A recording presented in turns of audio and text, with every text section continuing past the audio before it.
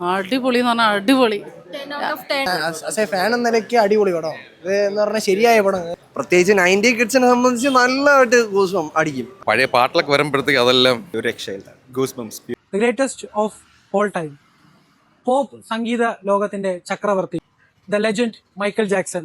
അദ്ദേഹത്തിന്റെ ബയോപിക് കണ്ടിറങ്ങിയ പ്രേക്ഷകരോട് അഭിപ്രായം ചോദിക്കാം. മൈക്കിളിന്റെ ഓഡിയൻസ് റെസ്പോൺസിലേക്ക്. പടം മൊത്തത്തില് നമുക്ക് എനിക്ക് as a Michael Jackson fan എനിക്ക് നല്ല ഇഷ്ടപ്പെട്ടു. അടിപൊളി പടം. സെക്കൻഡ് പാർട്ടിന് വേണ്ടി വെയിറ്റ് ചെയ്യണം. എന്ന് പറഞ്ഞാൽ ഒരു ആസ് എ ഫാൻ എന്ന നിലയ്ക്ക് അടിപൊളി പടം. ഇത് എന്ന് പറഞ്ഞാൽ ശരിയായ പടം. ഇത് കാണാനുള്ള രീതിയിലൊക്കെ ഇരുന്ന് കണ്ടായിരുന്നു. അതെ, പ്രതീക്ഷിച്ചിരിക്കാൻ പറ്റിയൊക്കെ ഉണ്ട്.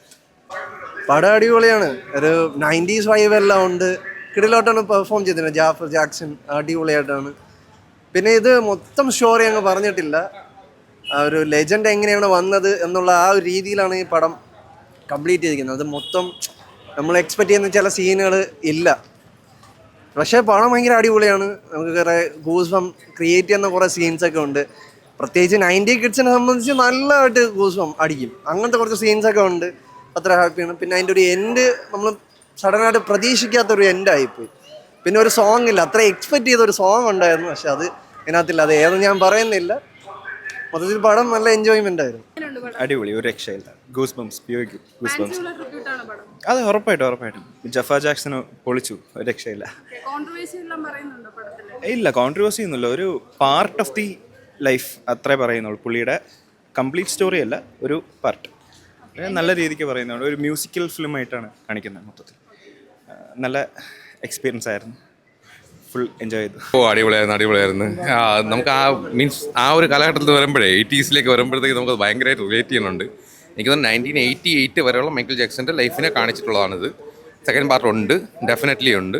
പക്ഷേ പഴയ പാട്ടിലൊക്കെ വരുമ്പോഴത്തേക്ക് അതെല്ലാം അതൊരു നൊസ്റ്റാൾജിയ. അത് അടിപൊളിയാണ്.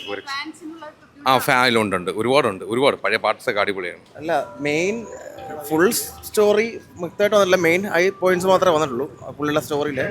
Four example first official song വന്നിട്ടില്ല. അതൊരു സങ്കടമായിരുന്നു. ബിഗ് ബോയ് എന്ന് പറഞ്ഞ സോങ്ങാണ് ഫസ്റ്റ്. സ്റ്റീൽ ടൗൺ റെക്കോർഡ്സ് എന്ന് പറഞ്ഞൊരു കമ്പനിയുടെ. അത് വന്നിട്ടില്ല. മോട്ടോ എന്നിട്ടുള്ള കഥയുള്ള ഒരു ട്രിബ്യൂട്ട് ഫിലിമാണ്. എനിക്ക് തോന്നുന്നു സെക്കൻഡ് പാർട്ടിൽ ഇനി കോൺട്രവേഴ്സി കാര്യങ്ങളൊക്കെ ആയിരിക്കും വരുന്നതെന്ന് തോന്നുന്നു. റോട്ടൻ ടൊമാറ്റോസിൽ നെഗറ്റീവ് കണ്ടിരുന്നു. പക്ഷേ എനിക്ക് തോന്നുന്നു അത് ആരും വകവയ്ക്കില്ല. മിക്കവാറും എല്ലാവരും സിനിമ കാണാൻ വേണ്ടി വരും എന്നാണ് തോന്നുന്നത്. ഡെഫിനറ്റ്ലി നല്ലതായിരുന്നു. ഇനീഷ്യൽ ഡേയ്സ് ആണ് ഫാമിലി. ബാക്കിയുള്ളത് ടിൽ ബാഡ് ടൂർ വരെ കാണിക്കുന്നുണ്ട്.